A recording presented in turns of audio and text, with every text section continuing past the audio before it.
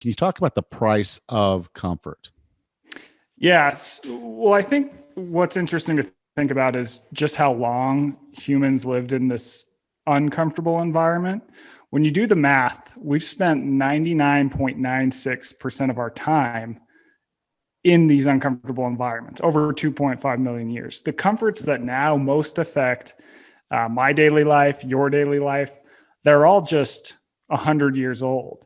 And by pushing ourselves into comfort all the time, we've lost a lot with our health, our happiness, and just the feeling of being alive. So, for example, with our health, it used to be that food, we didn't really have comfort food. It wasn't ultra processed. Food was also harder to come by. We actually had to put effort into getting food.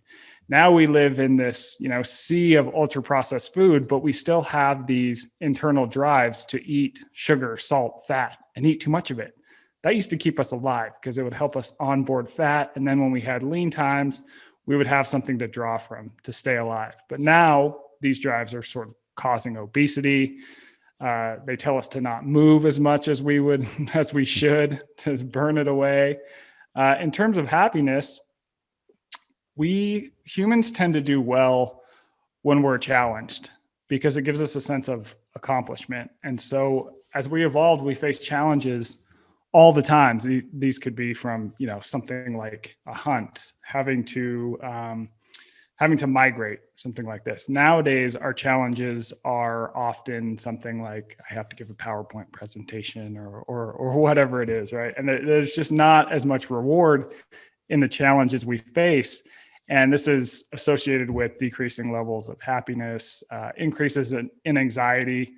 Because if you think about, the most dangerous, treacherous thing you face is that your boss might give you a bad look because you messed up on a PowerPoint. Well, you're going to be anxious about a lot of things. And in terms of just the feeling of being alive, we evolved in nature, for example. And like I said, we would do these challenging things in nature all the time. And that's really woven into our DNA. You look at the work of, someone like Joseph Campbell with the hero's journey. It's every culture from around the world has these stories about people doing interesting, sort of epic things in nature, and that being a real turning point for them internally.